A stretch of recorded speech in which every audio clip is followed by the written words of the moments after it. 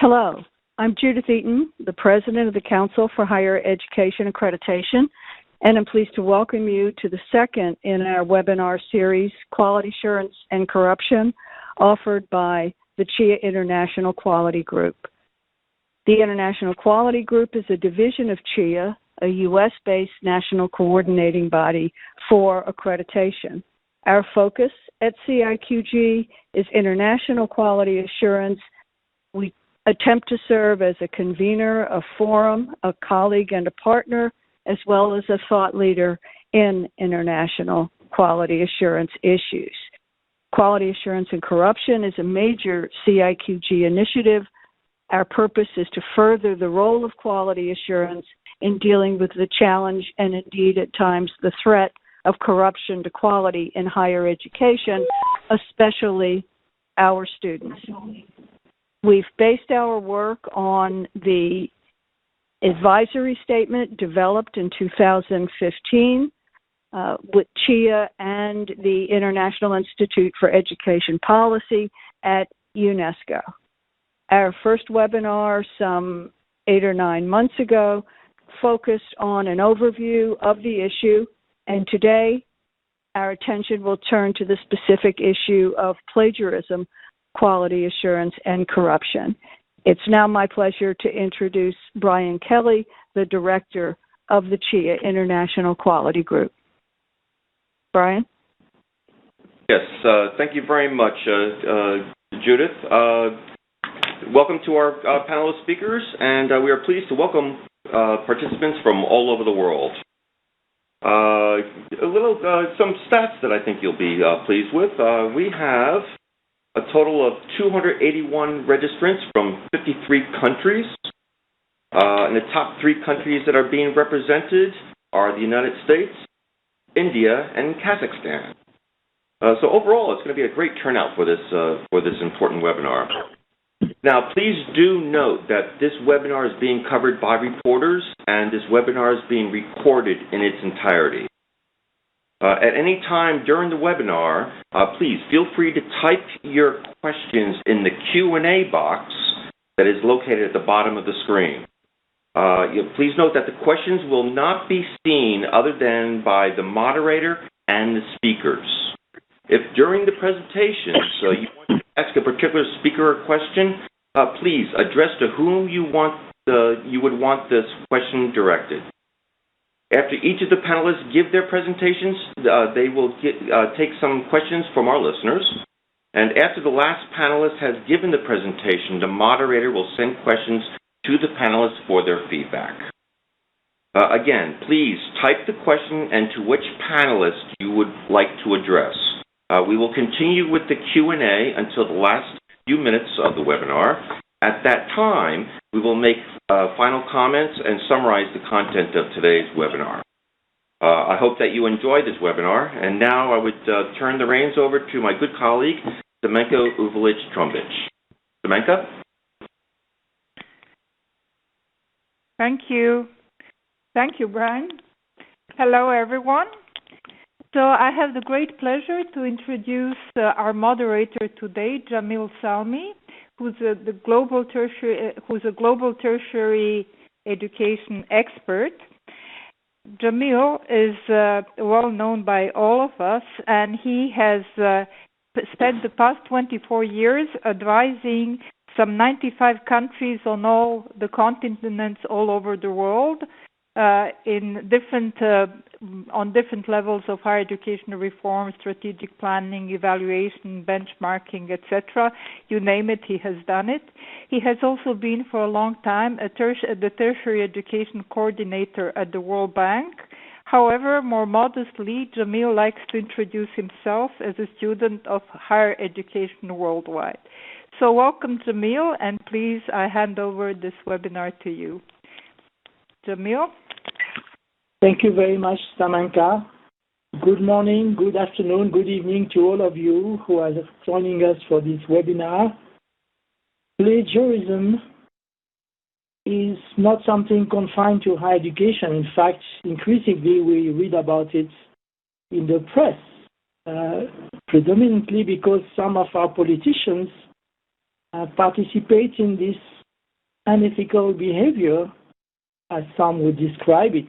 You may have read recently that the president of Nigeria, for example, plagiarized one of his speeches. You may remember the Republican convention, Melania Trump, copying from Michelle Obama's speech. Recently in South Korea, the health minister was found to be plagiarizing. Presidential candidate in Peru had to terminate his campaign because of that. The current president of Mexico was found to have plagiarized during his studies. In fact, we see politicians who have been involved in scandals because they found out that their doctoral thesis or master's thesis was plagiarized. Just mentioned President of Mexico, who dismissed that as a style error.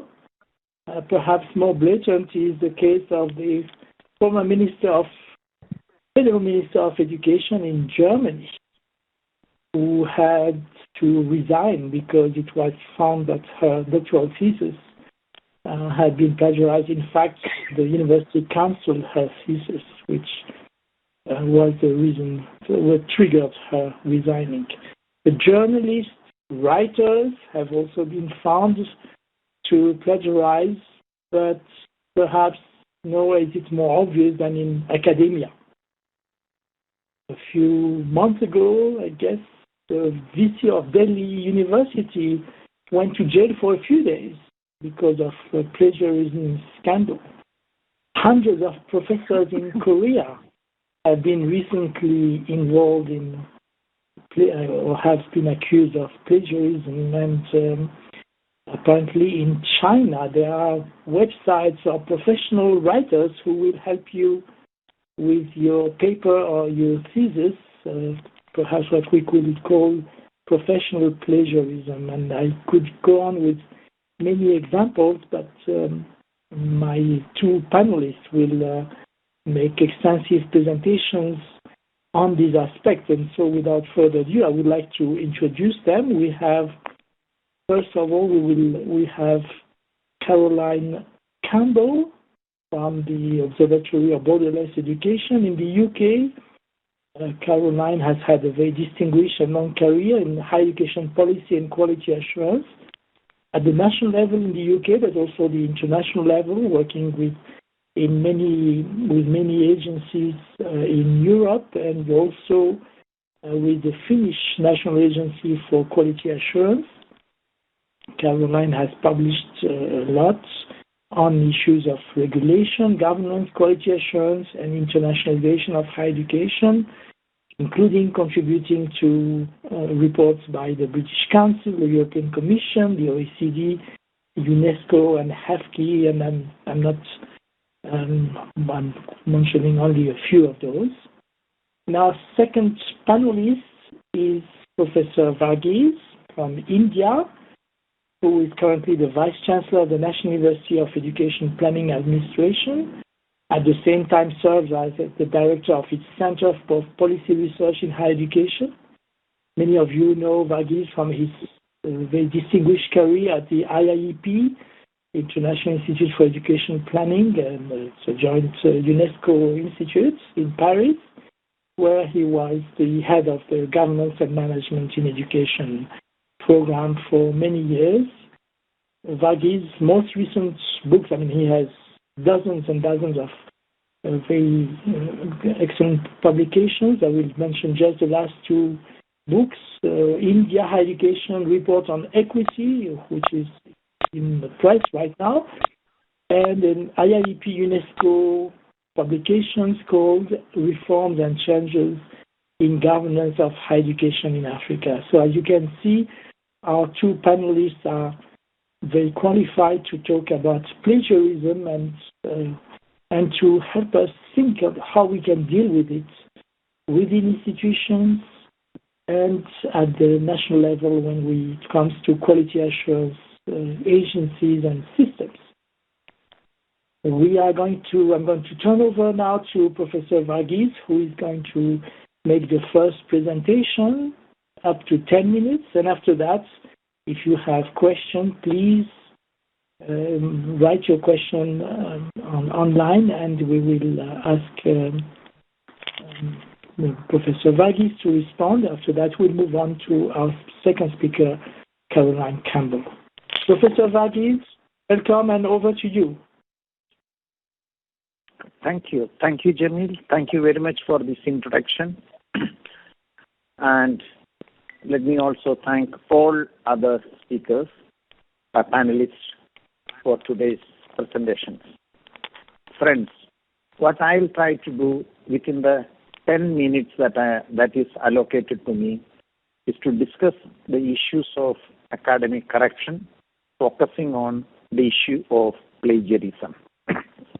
Let me say that in India, like in any other country, teachers are highly respected. They are the most respected category of professionals in the country. They are respected for their intellectual contributions. They are respected for their honesty and also teaching our children how they should be honest, and also for integrity in teaching, in grading students, and also integrity and honesty in bringing out their publications in terms of the originality of the sources and the originality of the arguments. But what one finds is that academic corruption is now spreading. Some people say that academic corruption is increasing. I do not know whether the academic corruption is increasing or more and more corrupt practices are coming out openly now. It may be a combination of these two factors. However, with the advent of technology and with the advancement of use of technology in education, if you want to use plagiarism as a method or as a mode, or as a you want to use or you want to plagiarize, it becomes easier now than what it used to be earlier. What one finds is that these corrective practices bring down the respectability that academic faculty members used to enjoy in society and also among their own people. The forms of academic corruption, and I have listed some of them: producing false qualification certificates, awarding degrees to undeserving candidates, bribe for grades, seeking sexual favors for grades and marks, selling of degrees, this is mostly by the institutions, and ghost writing in examinations and in theses. It can be thesis at the master's level, it can be thesis at the pre-doctoral level or at the doctoral level. Then, of course, it's a plagiarism. It is not fair to say that only students engage in plagiarism. One finds that students and teachers engage in plagiarism. Teachers, while they try to publish articles, publish books, and also contribute research reports and other research materials. So that is one form. But what one finds is that the student plagiarism is becoming more common, and student plagiarism is becoming more attracting more attention in the discussions. Let me also say that by plagiarism I mean it's an act of stealing someone else's work without acknowledging it, and this leads to, or thus leading to, a situation of depriving the original author of its ownership. The types of plagiarism that you find more among the students, but cannot be confined only to the students, the types are the following. One is copy and paste plagiarism, and with the internet and many other articles which are appearing on the internet, it becomes much easier to do this. Then the second type that we find, another type, I should not say first and second, it is not categorized in terms of any priority. What one finds is that word switch plagiarism, which means that you copy a text and try to change the words here and there so that you cannot say that this is copied exactly or this is plagiarized exactly like in the original text. So you'll find that this is another form in which you change some words but keep the text. The third one is that idea plagiarism. You take one's idea and present it as your own. This you find more when you are writing an article or when you try to articulate something in a seminar or in a meeting, etc. So this is something which is not confined to students. This also happens with the teachers while they try to write. Fourth one is that authorship plagiarism, which means that I take an article and try to put my name on the work done by somebody else.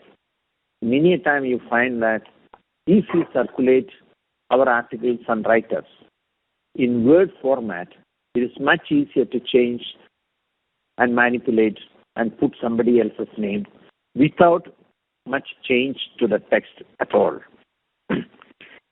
One finds that plagiarism is on the increase, and it is closely associated with, or some people attribute this to the widespread use of technology in teaching and learning. And you find that the assignments, as I mentioned earlier, are one of the more visible forms of plagiarism. One finds that in home assignments, not the assignments that is taking place in the classrooms, but the home assignments use much scope for plagiarism than tests that are conducted. While the test is conducted or an assignment is given in the class, there is a close supervision and the possibilities of plagiarism are rather limited. You will find that in the theses and articles, apart from the assignments, written assignments, from the theses and articles, you find this very commonly. So you will also find that in some cases, some students were caught in different places. I don't want to name the country. We were a group of students, or it used to take place on a regular basis, where the students will be taking the assignment from their seniors who had performed very well, who got very high grades from the same university the next year, and they used to submit it. And because such instances have been caught, and in some cases, actions were also taken against such behavior by the students.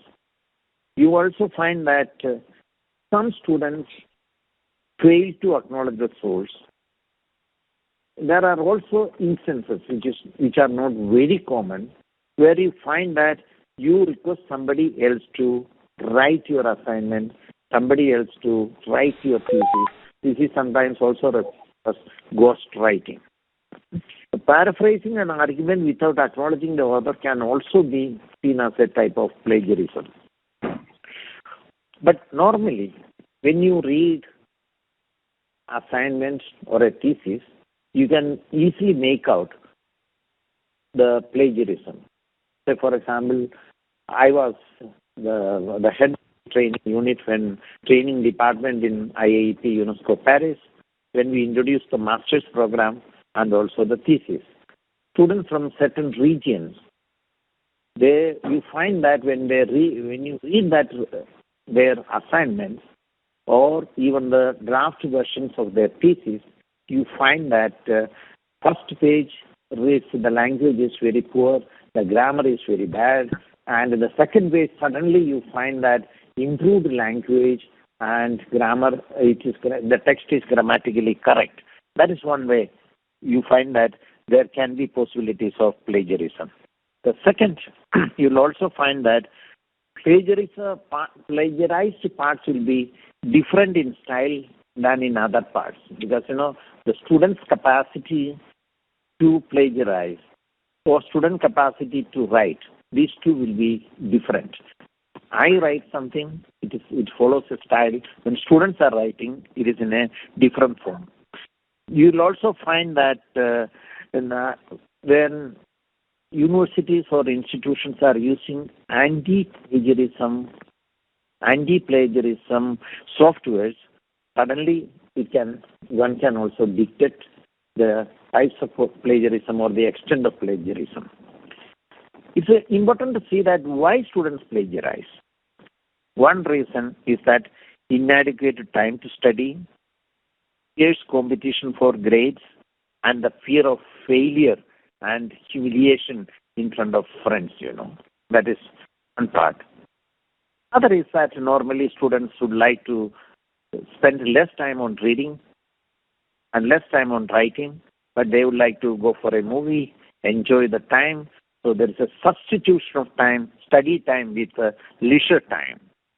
You will also find that many students find that the articles or the paragraphs that are appearing on the website, on the internet, they are more organized and they are more systematically organized than what you find normally when you write.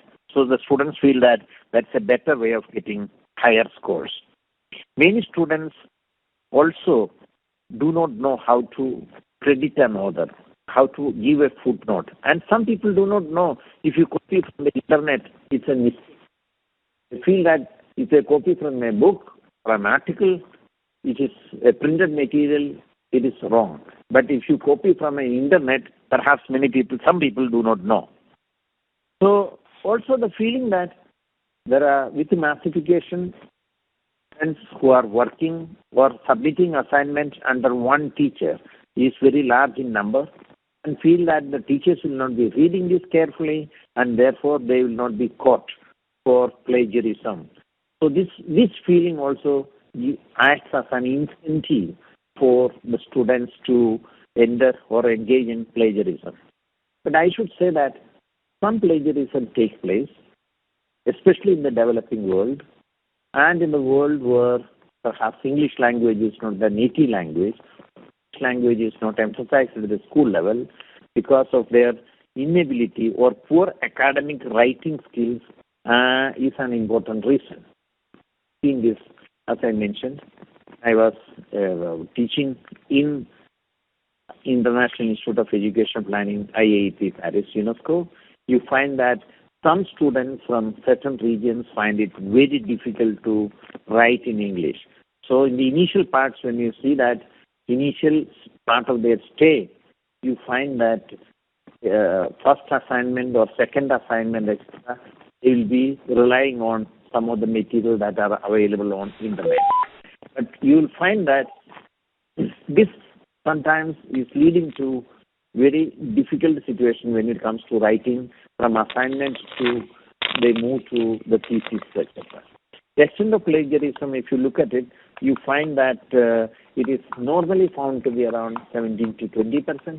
So you cannot say that it is very high. But individually, you find that the extent of plagiarism in certain articles or in certain assignments can be much higher. Some of the studies have estimated that it is between around 17 to 20%. Now you find that in many institutions, there are anti-plagiarism softwares which are used.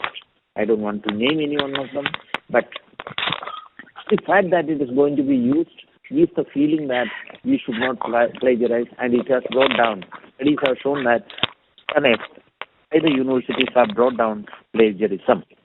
So the punishment of plagiarism can be different.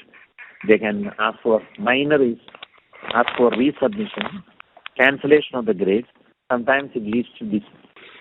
There are also instances where you find that the degrees were withdrawn.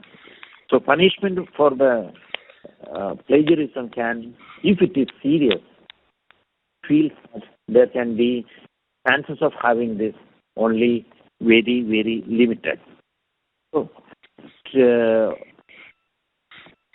when you punish somebody for plagiarism, find that the person that she is humiliated.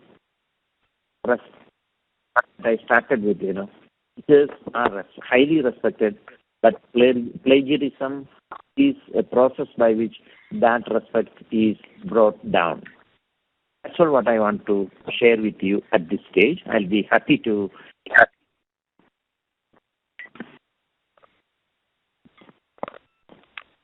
Thank you very much, Professor Varghese, for this very comprehensive introduction to the phenomenon of plagiarism.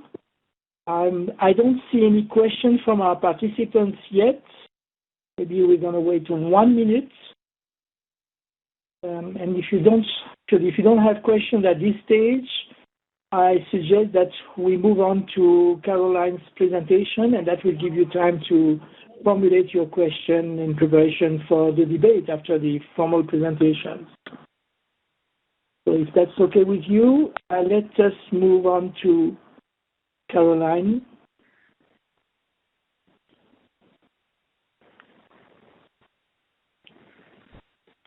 Thank you very much, Jamil. Hello, everybody.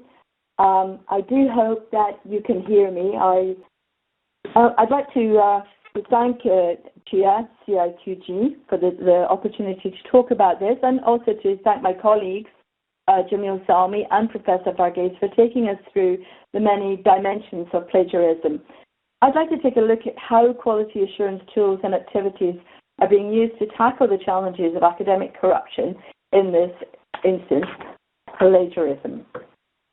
We have a definition from CHEA that's being used for the session, and it's around copying ideas or words of another person without giving credit to that person. As we've already heard from Jamil, we live in a world where plagiarism and similar malpractices are not uncommon beyond higher education. Some examples that might resonate a little bit more with students are around the music business, where more than 40 years apart, George Harrison, a Beatle, and now Ed Sheeran, who headlined this year at the Glastonbury Festival, both settled cases of plagiarism for eye-watering sums of money for copying the parts of other people's songs. Different types of plagiarism may be tackled by different responses and actions and attract different sanctions, as we've heard from Professor Varghese. We also see now the growth in this newer commercialized form of plagiarism through the rise of contractual plagiarism and FE mills, or diploma mills. There is a recognition at government levels that tackling academic misconduct, including plagiarism, is essential to protect academic standards, the recognition and reputation of qualifications, and to ensure fairness in the student experience. A range of policies and actions is in play around the academic world, although it is noted in a European project that there is unevenness in the robustness and effectiveness of policies and procedures, especially across Europe as an example. There isn't time here to go into detail around the world, but I'm going to highlight some examples drawn from countries which, according to this European project, have demonstrated strong preventative measures. But there are examples of academic misconduct which breach not only academic rules, but are illegal and need to be tackled by or in partnership with bodies outside the academic world, other stakeholders who have responsibilities relating to criminal fraud, misrepresentation, advertising, marketing, and money laundering. So what can quality assurance do in higher education? Well, traditionally, we set standards and describe expectations about behaviour. An example negotiated between many countries in Europe through the Bologna process involved a range of stakeholders, including providers, governments, students, and employers, and resulted in the European standards and guidelines for quality assurance. Compliance with these standards is determined through an external review process, a review of agencies. As with all international agreements, there is broad agreement on principles, but there's no detail in the European standards as to what vigilance against academic fraud might look like in practice. Greater detail is always possible at national level, an example being the Higher Education Standards Framework in Australia, which came into force on the 1st of January this year. Here we see in more detail what the expectations and standards are in relation to academic integrity and the responsibilities of providers. Note what is in common with the European standards, that those responsible for delivering on monitoring of academic integrity are the providers, the higher education institutions who have the principal responsibility for the quality and standards of what they offer. We see here too the mention first time of people, not simply policies and procedures, but students being referenced in this external framework standard. So how do external quality assurance and accreditation agencies pick up on these external expectations? What they do, or should it be what they should do, is they cover academic integrity in their own standards and policies. In the case of the United Kingdom, the Quality Code is managed by the CHEA, but has been developed in partnership with sector bodies. While there's not a specific chapter on academic integrity, the issue is addressed primarily through expectations and indicators on the assessment of student learning and institutional responsibility for meeting those expectations.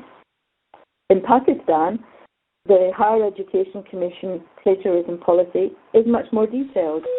It actually is called a plagiarism policy, and it's intended to create awareness, define various forms of plagiarism, present a methodology of investigation, the punitive actions that result, and to address the issue of false or spurious complaints, because accusations of plagiarism can indeed themselves be false and have some very dramatic consequences for staff. Agencies are also in a position to take a sector-wide view on issues, something which in Europe is a requirement in the European standards and guidelines, and they can explore emerging challenges either through reference and reflections on their own review work or in response to external stakeholder concerns. An example of this, again, is the work being done by the Quality Assurance Agency in the UK on contractual plagiarism, also described as essay mills or ghost essay writing. As part of their enhancement activities, agencies also interpret external standards to provide additional guidance to providers variously on the use of detection services or the support to different groups of students whose learning experiences may leave them vulnerable to accusations of plagiarism if they're not supported to manage new learning modes and critical and analytical thinking and writing skills. The TEXA guidance note, this is in Australia, on academic integrity also includes staff in addition to students that are mentioned in the Higher Education Standards Framework. A point about providing guidance across institutions on what constitutes academic and research integrity.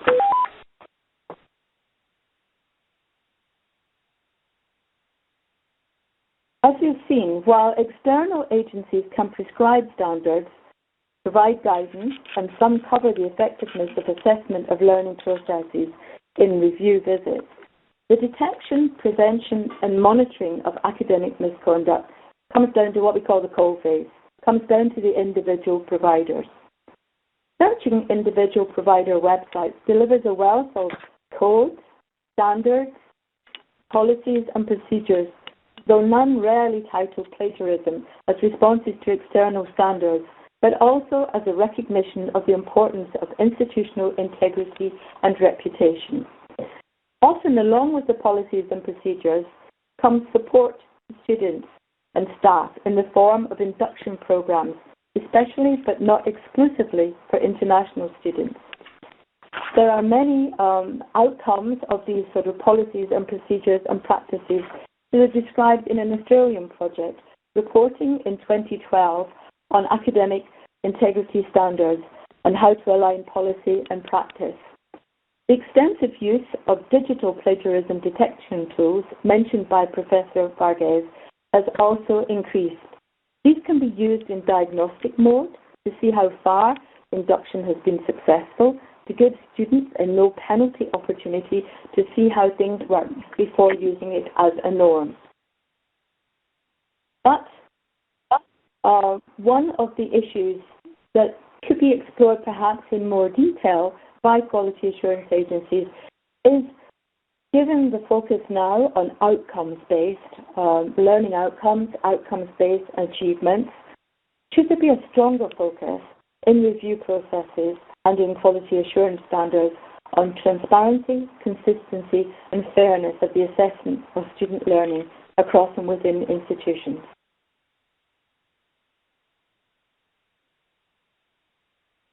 Apologies, things seem to be skipping around here.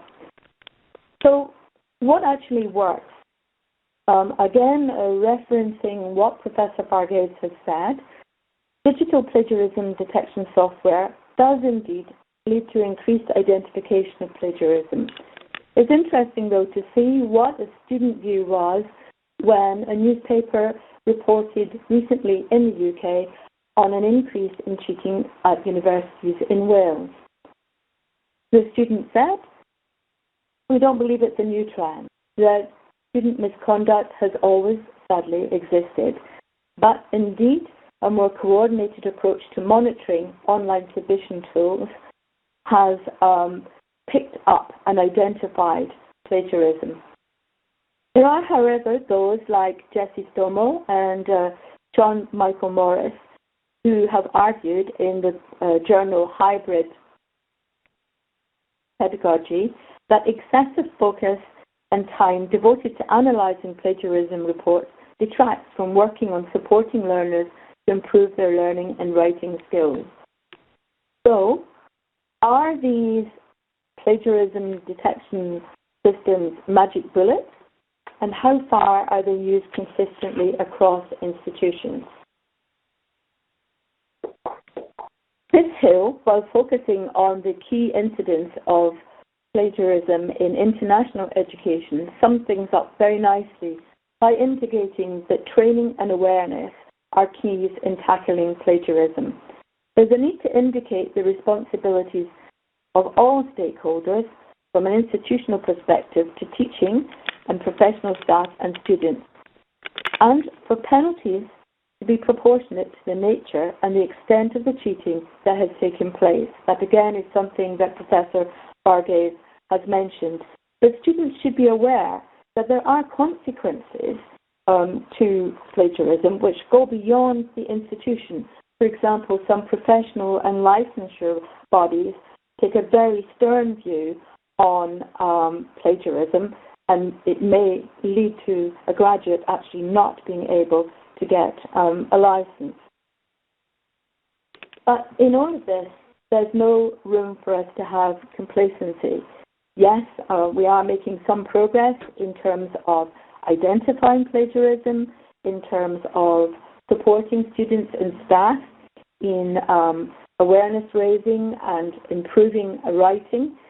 But experience in the UK, Ireland and Australia has demonstrated that even after strong preventative measures have been taken and robust policies and procedures have been strictly applied, plagiarism and academic dishonesty remains a threat to academic standards. There's a need to be vigilant and to respond to new and evolving threats. I have, in the spirit of not wanting to plagiarize, put up some websites and some papers that might be a useful resource for those who are interested in taking things further. So thank you very much for your attention. Some of the preventive measures that Indian universities have been able to use. And you mentioned also a study showing a range of 17 to 20% frequency. You mentioned the source. Some of the participants were interested to look this up. Then maybe a question to both of you. When does it start? How many words do we need to say that if there is plagiarism? Let's start with these questions. Could you talk about the preventive measures that Indian universities have been using? Yes, I am not talking only about Indian universities, but these are also some of the measures taken by some of the Indian universities. But one thing that one needs to underline is that the issue of plagiarism has not come up in a very big way in many Indian universities, although many students are cheated. There's a caught for cheating in examinations. And you will also find that in the theses, they find they are caught. But lesson assignments, but cheating in examination by bringing some notes and other things are much more common than what you find. I should not use the word much more common. They are more caught than what you find as plagiarism that you find in assignments. This also is one of the reasons is that India is moving towards what we call as a semester system and credit system in most of the places. And we find that whenever there is a move towards semester system and internal assessment and preparation of assignment rather than what you find as examinations or a test, you find that the chances of plagiarism or chances of engaging in plagiarism activities are higher. That is the situation in India. But of course, the way to detect the softwares which are used to detect what you find as plagiarism is also not very widespread, although some universities do it. Is it okay? Can you hear me? Did you hear me? Thank you very much. Caroline, a few questions for you. Can you hear me? Hi. Yes, please. Sometimes I can hear you, Jamil. Sometimes you sound like you might be underwater. Sorry about that. Well, one question was, right today we have sophisticated technology, we have software to detect plagiarism. But back then, we didn't have them. Should we go back and scrutinize PhD theses and dissertations to find out whether in the past people were active in plagiarism, or should we just turn the page? That's quite a tricky one. It depends, I think, on how somebody has used their plagiarized material to their benefit, whether it presents any kind of public danger. I mean, for example, plagiarism in research or in the medical area or something like that. But I think the way forward is to accept that we're now able, in a better position, to identify plagiarism, but we also realize that we have to guide students, inform students, not simply about the sanctions for using plagiarism, but how to avoid it, how to develop their independent thinking and writing skills and be confident in using them, how to develop assessment processes within institutions to ensure that the possibilities of academic misconduct are minimized. Thank you very much. Question to both of you. Do you feel that there is really increased plagiarism, or are we more aware of the phenomenon because we have better detection mechanisms? Is this question to me? Yes. To both of you, maybe Karen can start, and I will send you the question in writing, Varghese. All right, that will be fine. Thank you. I'm not convinced that there's more plagiarism. I mean, we have more students, so perhaps there seems to be more. But definitely we see that when institutions introduce measures to tackle it, the number of students caught in that loop, in that web, decreases. But as I have said already, it's not simply a question of detection. It's also a question of raising student awareness around issues of, it's about integrity and fairness as well.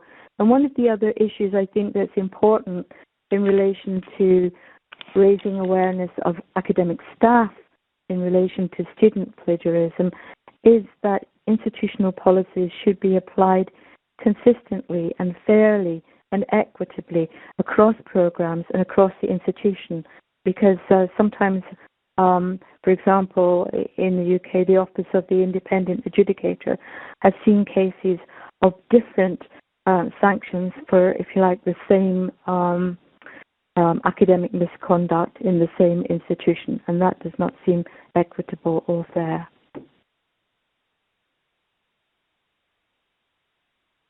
Thanks, Caroline.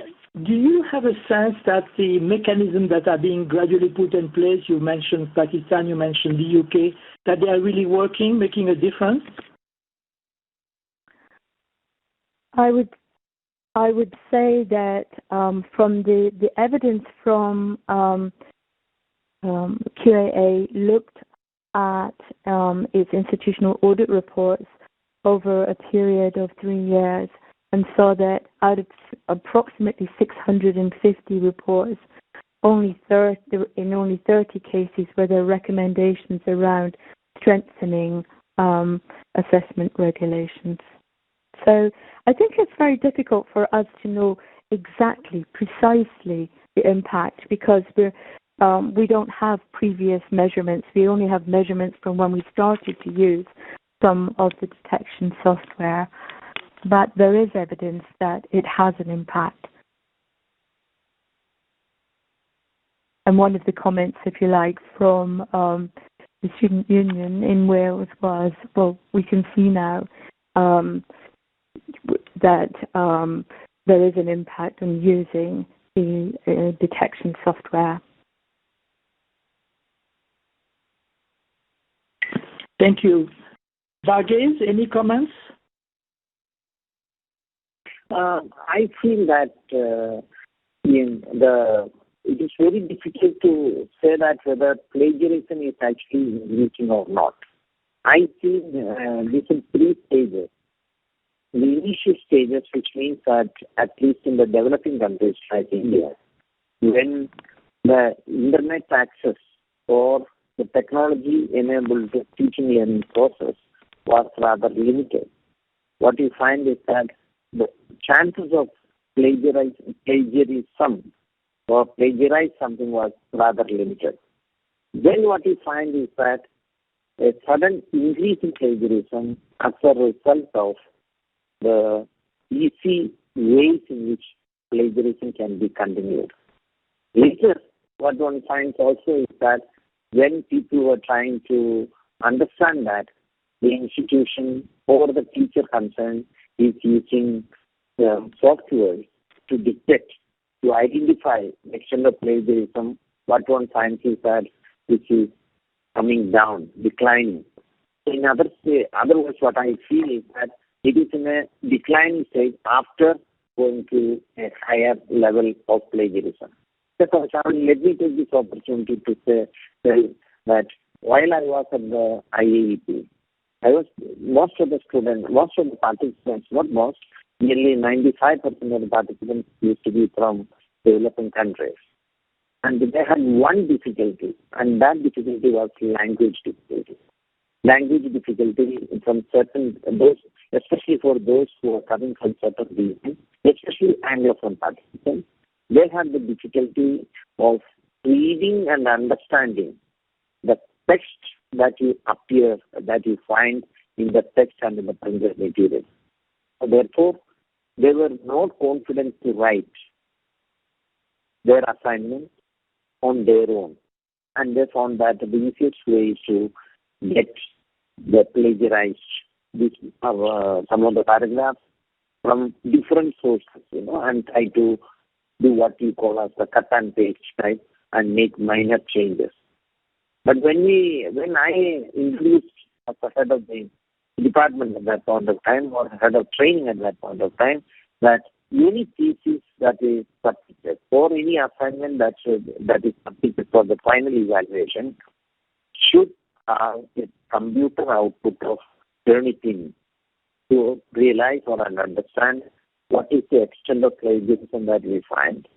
That is the time we find that initially we found that the extent of plagiarism was too high, and when when the participants came to know that there is a strict vigilance against or a strict monitoring of plagiarism effect, then what we find in the subsequent periods or subsequent sessions in the semester, second semester, etc., what we found was that there was a decline in the plagiarism. Or in other words, what I am trying to say is that if there are monitoring, that is also the point that Caroline tried to emphasize, if there is a regular monitoring and if this monitoring is effective, even when the opportunities for plagiarism are increasing, the acts of plagiarism will be less.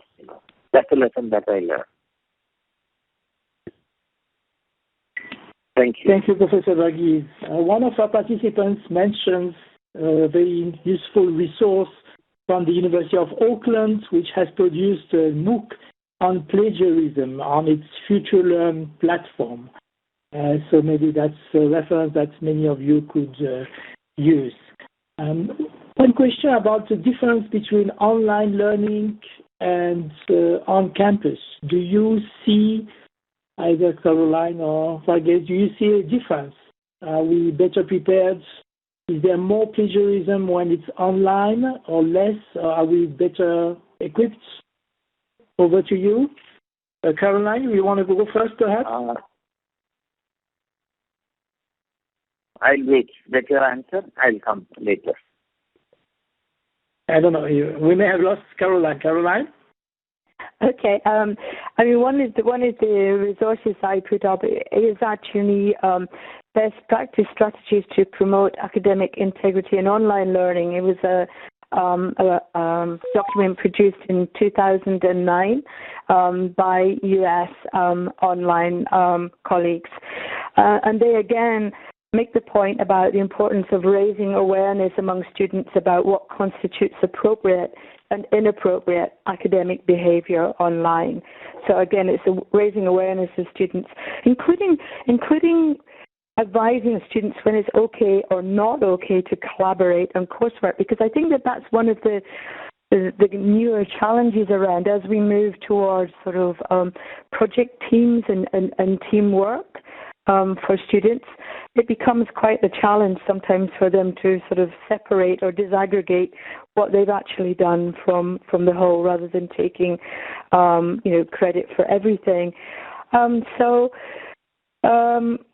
Basically, it's probably easier to deal with plagiarism if everybody's submitting everything online, if you're using online detection tools.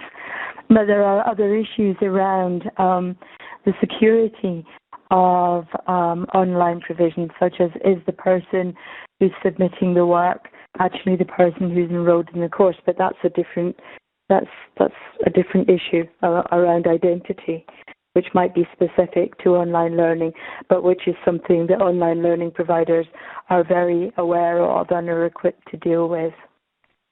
And the principles are the same. Plagiarism is plagiarism, whether it's in online learning or face-to-face. Thank you. Varghese, a few words on that? Can I come in? Can I come in? Yes, please. Hello. Can I come in? Yes, go ahead. No, my feeling is that while online learning increases the chances to plagiarize, the actual plagiarism may be less in the online courses because of the assessment patterns. For example, in India, we have developed our own MOOC platform, but the assignment evaluation is very closely monitored, and it is more based on group work. It is more based on discussion. So the student assessment pattern is very different. And this is the case with the blended learning that you find, the flipped classroom approach. And in all these cases, although there are equal chances of access to information much higher in case of online learning, and reliance on technology is much higher, what I feel is that the way the courses are organized the way the discussions are organized, and more importantly, the way the student assessments are organized will be important factors, determinants of finding out or determinants of giving incentives or discouraging students from plagiarism and acts of plagiarism. On the other hand, if you have in the brick and mortar systems, when you have the regular classroom teaching learning process and assignment, what one comes across is a situation whereby the student will be trying to copy, or student will be trying to rely on internet sources and try to copy and paste or make some arrangements. So my feeling is that if the assignments are properly and regularly and systematically monitored, the extent of plagiarism through online courses or in online courses can be checked to a very large extent, perhaps more than what you find normally in the brick and mortar systems and the traditional classroom-based lectures and semesters.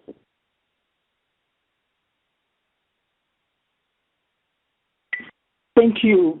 Many participants are raising the important issue of cultural differences in how countries and societies view plagiarism. Some mention that in Eastern European countries, for example, there is passivity from the higher education authority of professors. That I remember reading somewhere that in some part of India, students were claiming the right to cheating when they sit in exams. At the other hand, do we know of any society where plagiarism is seen as a criminal offense dealt with by the courts? Would you care to comment on that, both of you? It's a question to me. I'm what is. I could not get fully. There is some problem in the connection. Sorry.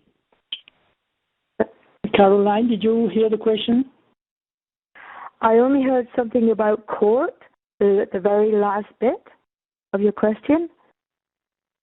So one of the questions is, do you know of any countries where plagiarism is seen as a criminal offense dealt with by the courts? And the other part of the question was about cultural differences. So some societies being much more lenient. Some Eastern European countries, for example, have been described as being as really facilitating, if not encouraging, a culture of plagiarism. I think the answer to the first part of your question, where plagiarism is seen as a criminal offence, it may actually be in terms of what benefits have accrued to the plagiarism. So the plagiarism may effectively mean that the person is then misrepresenting themselves as qualified to do a job. It's a little bit like somebody getting a bogus qualification in that they don't actually have the knowledge and the experience and the ability to do the job that they're doing. And depending on the nature of the job, that might end up being a criminal offense.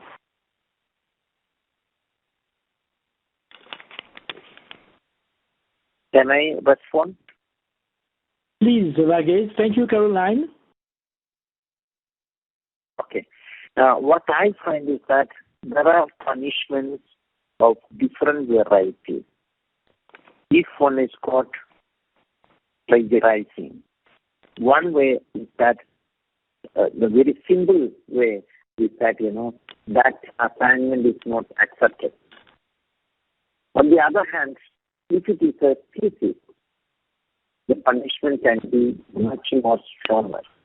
The PhD thesis, if it is found that it is plagiarized, and in many universities, including in India, but we find that not only that the thesis is rejected, the student is not permitted to resubmit the thesis after making the changes and arrangements. This is not permitted if it is found out that the thesis has heavily plagiarized from other sources which are not acknowledged. Now, in terms of assignment, the students, that assignment may not be counted. That is also minor punishment. More severe punishment is that the student is debarred from appearing for the semester examinations, which means that the student will be losing one semester.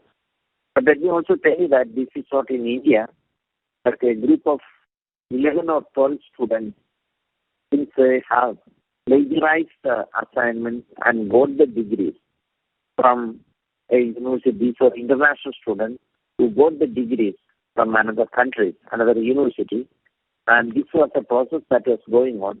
12 students were found to be doing that. The degrees awarded to all the 12 students from that university were withdrawn at a later stage when it was found out. So therefore, there are different punishments, but to my knowledge, I'm not familiar with a situation whereby somebody who is plagiarized is put behind the bars. No, I'm not familiar with that. I've not come across a situation like that. It's perhaps more a question of civil law and the law of intellectual property, laws relating to intellectual property that might actually come into force in some cases of plagiarism, not particularly for undergraduate students, but perhaps graduate students and researchers.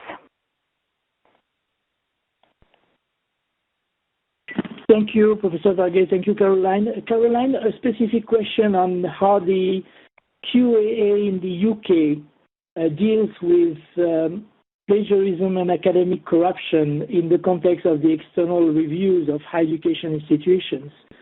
Could you say a few words about are there any concrete measures or examples that you could mention? And then we have another question. I guess it's more to CHEA. Is there any worldwide initiative to fight plagiarism? And in a way, the CHEA International Quality Group is trying to tackle this issue with the publication of the paper that Judith Eaton mentioned at the beginning of this webinar. And the two webinars are concrete examples of how we are trying to take the issue internationally. Caroline, would you like to care to comment, please? Well, I think it's not for me to respond on behalf of the CIQG, but one of the examples of how they have been taking things forward are the two reports and the viewpoint document to which I referred in my slides. So very actively taking forward the issue of contractual plagiarism and how to deal with that. It may not always be in the capacity of a quality assurance agency to take actions in relation to academic misconduct, but rather to identify them, raise awareness, and where appropriate, refer to or bring in other stakeholders who can take action. As I've mentioned before, there are a lot of expectations and indicators around the assessment of student learning, which are contained in the Quality Code. And those are the things that would be looked at in review visits. So there's not a specific part of the Quality Code in the UK on plagiarism, but on the other hand, there is a lot said about the integrity of the assessment process, and if that is found to be lacking in a review, then it will be reported on in the review report in the form of a recommendation for further action. Thank you very much. We also have quite a few questions on essay mills. Could you comment both from the UK and India perspective what has been done or is possible to do to shut them down or to curb their activities? Professor Varghese?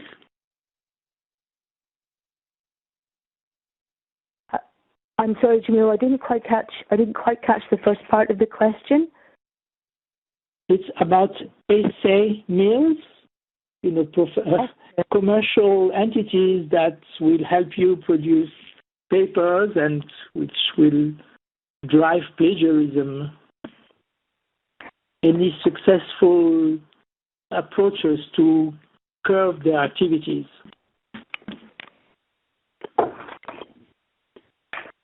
Well, if I can respond to... Hello? Go ahead, Professor Varghese.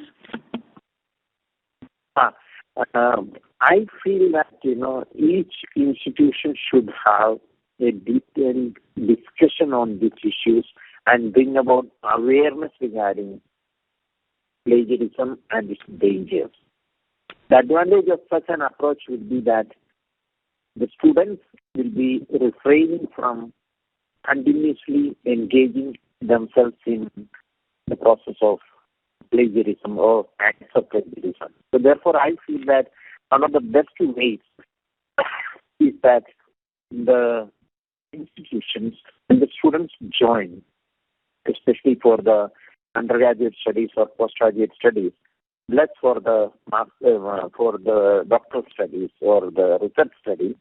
There should be a way of, in the initial stages itself, before we start with the classes and courses, the introductory part itself, there is a need for awareness, bringing about awareness regarding the dangers of plagiarism and the punishment that they can get if they engage themselves in any of the acts of plagiarism. That can help.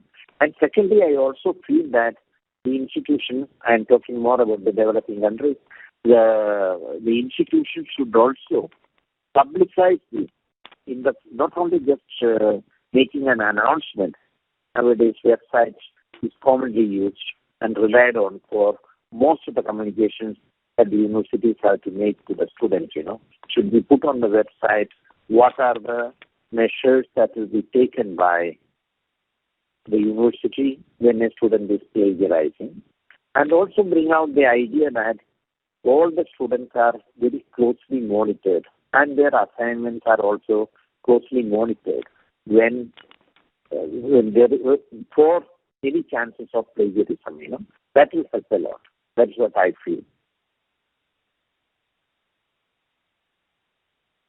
If I could just, Caroline?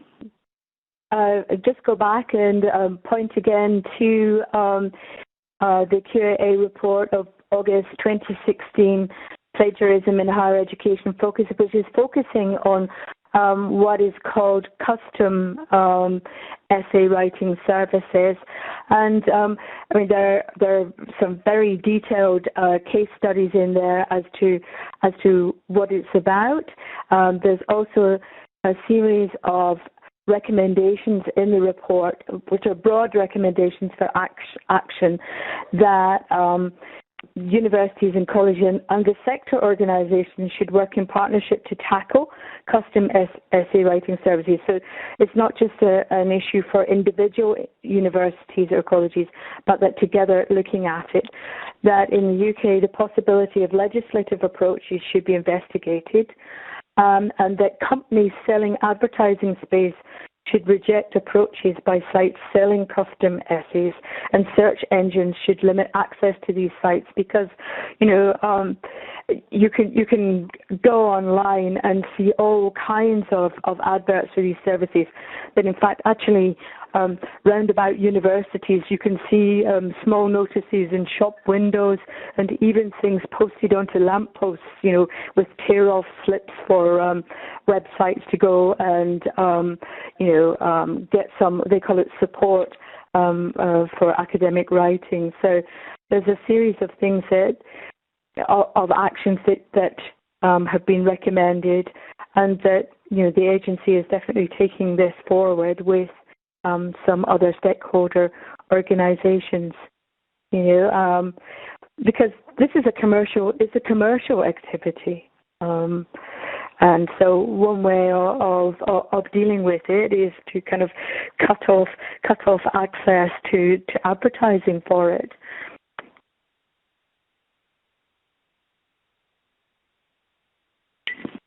Thank you, Caroline. A few more questions. In fact, I apologize in advance to all the participants who fielded so many insightful questions. We may not be able to answer them all. I'm trying to go through them as they come.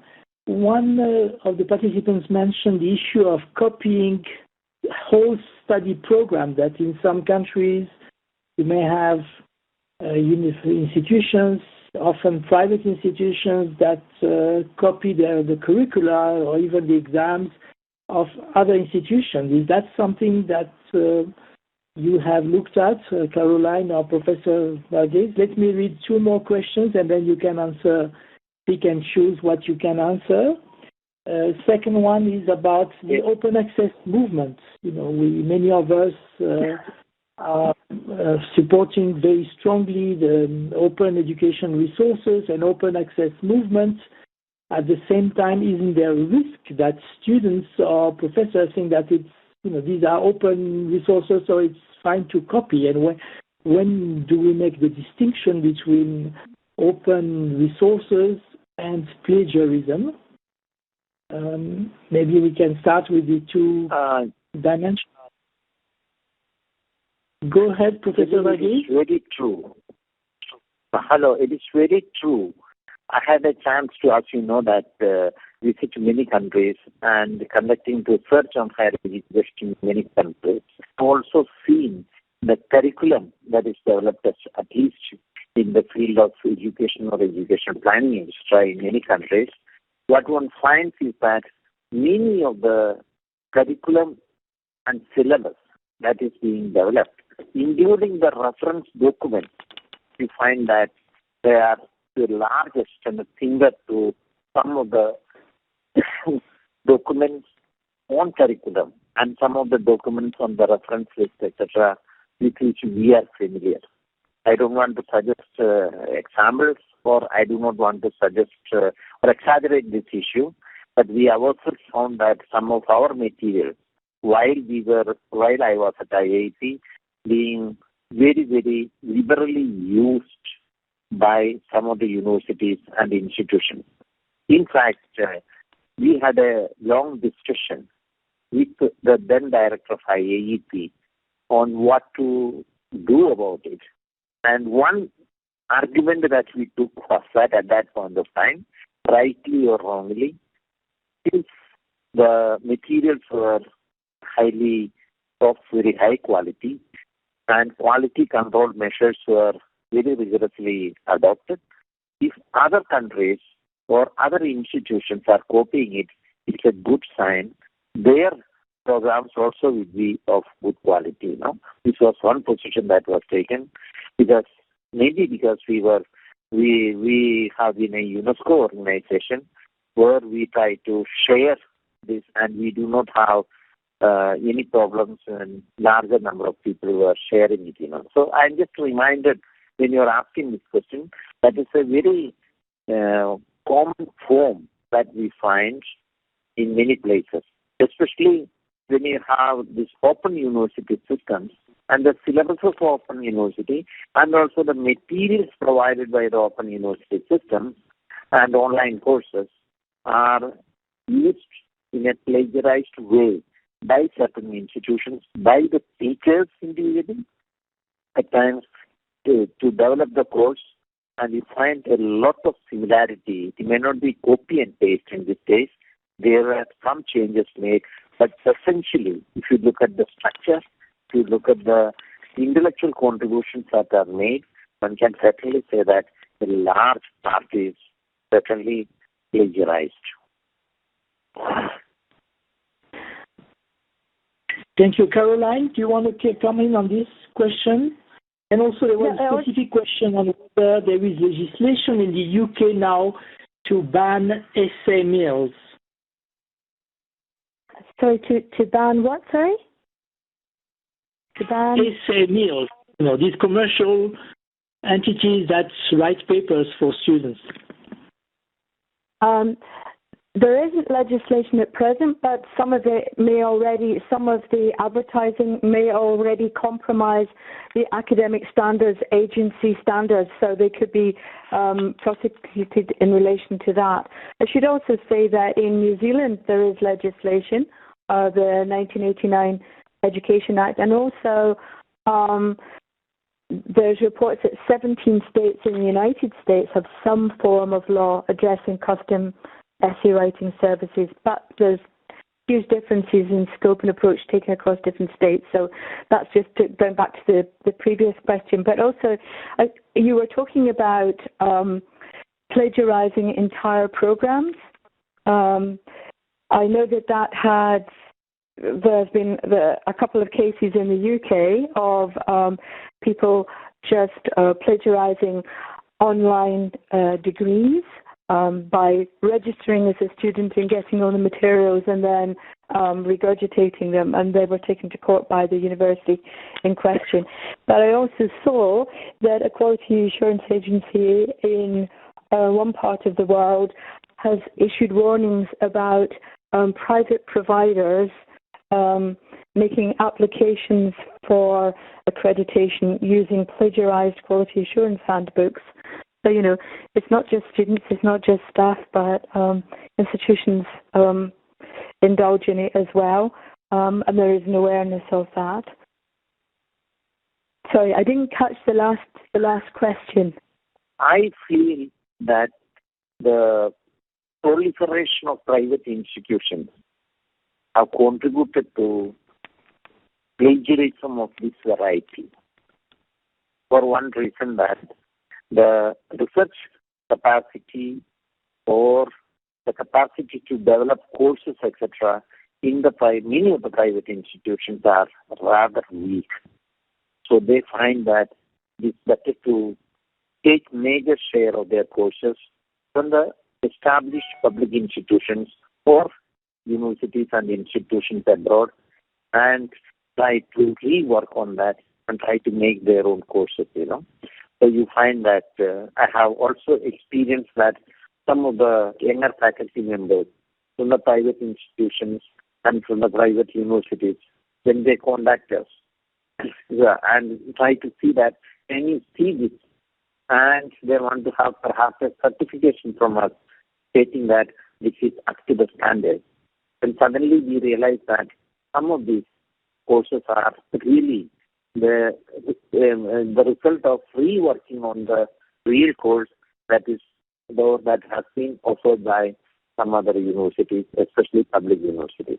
So I do not want to blame the private institution, but it's a fact that when it comes to research, design, etc., design capacity or course development capacity, etc., of the private universities, the academic input that can be provided by larger share of the faculty. There may be some limited number of faculty members who are very good, but the larger number of people, they are more used to teach rather than research, to teach rather than developing courses, So because of this difficulty or limitation, many a time they try to see that something is plagiarized from other sources and they try to cover it up with good or a different use of a different language. Essentially, the idea and the structure, even some of the references that are used are really plagiarized. Thank you very much, Professor Varghese. We are unfortunately getting to the end of the time allocated for this webinar. Professor Varghese, 1 minute concluding comment if you would like, and then Caroline. No, I will say that it is very important to take measures to monitor the teaching learning process and especially the student assignments and student assessment procedures if we want to try to reduce the extent of plagiarism that is taking place. And this means more interaction with the student, and we need to focus more on group work-based student assessment rather than individual-based student assessment. So when it is individual assignment, there is a competition between the students to get more scores, and the students with a weaker or expectation, when they consider that themselves that they are not in a position to compete with others, you find that they engage themselves into the plagiarism activities. Therefore, my feeling is that if we closely monitor and organize the student assessments differently, student plagiarism to a large extent can be avoided at the undergraduate level and at the graduate level studies. Thank you. Thank you very much, Professor Varghese. Caroline? I think I would just like to go back to the sort of conclusion that Chris Hill made, and that is to point out that while we can agree that one should not plagiarize, punishing it without ensuring awareness is a failing of systems rather than simply of students.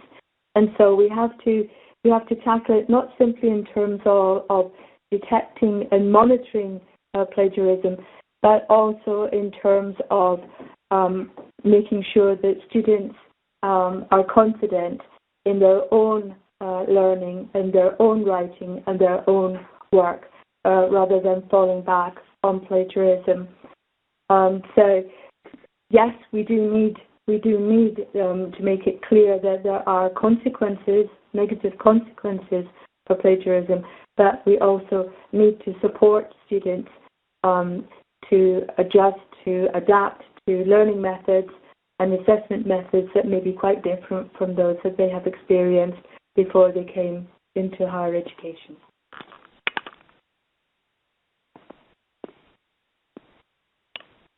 Thank you very much, Caroline, and I will not try to summarize always what was said during this very rich webinar, and as I said, I apologize to the participants whose questions were not directly addressed.